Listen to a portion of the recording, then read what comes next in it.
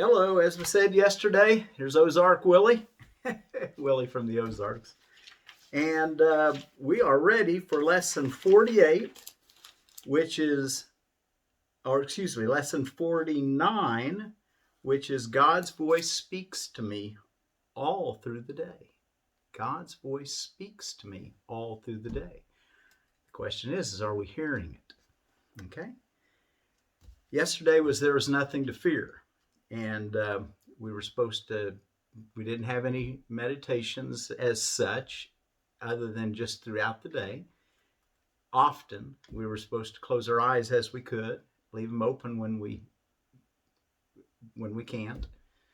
But just to be through the day, just reminding ourselves there is nothing to fear. I hope you brought that to your memory many times during the day yesterday. I wanted to mention something the day before on lesson 47. God is the strength in which I trust. You know, he specifically tells us that he wanted us to take 4 5-minute practice periods. I call them meditations. But he outlines exactly what he wanted us to do with those. And I hope you guys are realizing that he's very specific on what he's trying to have us to do in those meditations. In that 5 minutes, the first 2 minutes, we were supposed to start by shutting our eyes and saying the lesson, and then try to see if we could remember, or as we let things come to our mind that were, let's see. I want to go back and look at it because I hope you did this. It's very important that you do these meditations, because like I said, they build on themselves. And try to slip. Today we'll try to reach past your own weaknesses to the source of real strength. This is back on God as the strength in which I trust. I know we're back 2 days, but I just wanted to bring your all's attention to this, that what he had wanted us to do was to take the 4 5-minute practice periods, and longer, more frequent ones are urged, but close your eyes and begin as usual by repeating today's idea.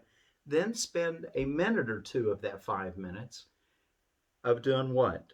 Searching for situations in your life which you have invested with fear.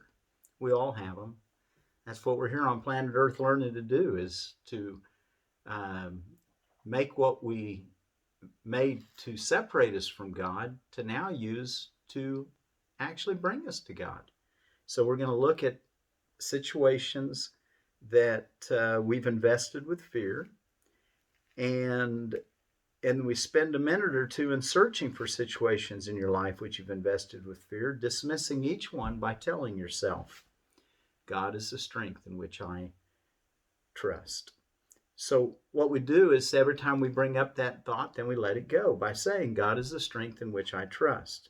And then after you've done that, he says, now try to slip, after about a minute or two of mind searching, fearful thoughts, and dismissing each one and going on to the next, dismissing it with the statement, God is the strength in which I trust. You know, I remembered some stuff that I did years ago that I didn't even realize I was harboring any kind of fears around. And then I dismissed it. God is the strength in which I trust.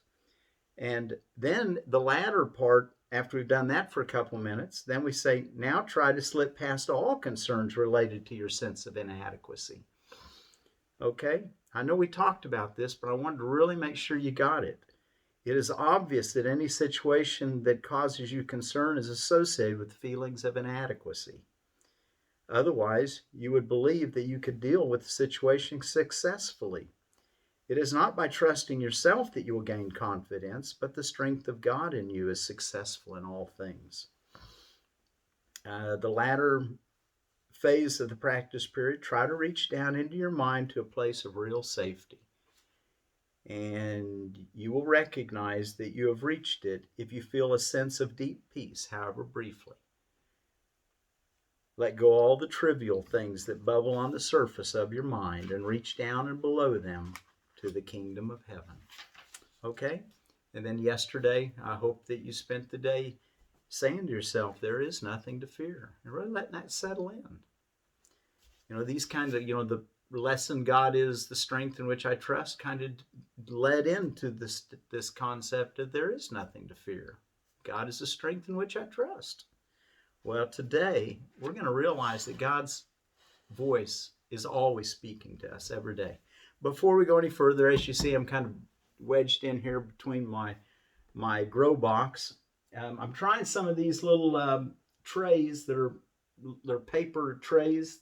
I filled them with soil, and I've just started some Swiss chard, which is a cruciferous vegetable. And I'm going to tell you a little bit about cruciferouses, but Swiss chard, the variety I'm using is called Bright Lights. It's really a beautiful colored variety with lots of different colors in it. A lot of people grow these in their gardens, flower gardens, just because they're so pretty. Anyway, I've got about 50 of them planted here. And as you see, I use these popsicle sticks, the large ones, and I write on them.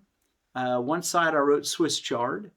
The other side I write the variety of Swiss chard, which just happens to be Bright Light. And you probably won't be able to see it as well, but I try to write down the date that I planted them. So I put down 2/17/21 on here, small print. And then I usually put it where I started my seeds. And then if I'm doing 2 or 3, then I'll put it at the end, and then I'll start. So everything between these two popsicle sticks is, in this particular tray, is going to be filled with that particular variety of Swiss chard. 50 plants I hope to get. And if they're little bitty seeds, I plant a couple of them. If they're bigger seeds, I usually just plant one, what I do. Okay, so anyway, Swiss chard. It's a cruciferous vegetable, which there's a lot of cruciferouses. They're really good for human health. And they have a particular thing in them called sulforaphane. And sulforaphane has been studied in recent months and years as a major anti-cancer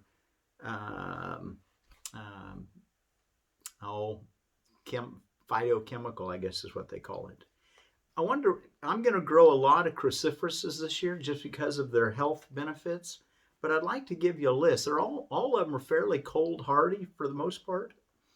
And I want to give you this real quick list of cruciferouses.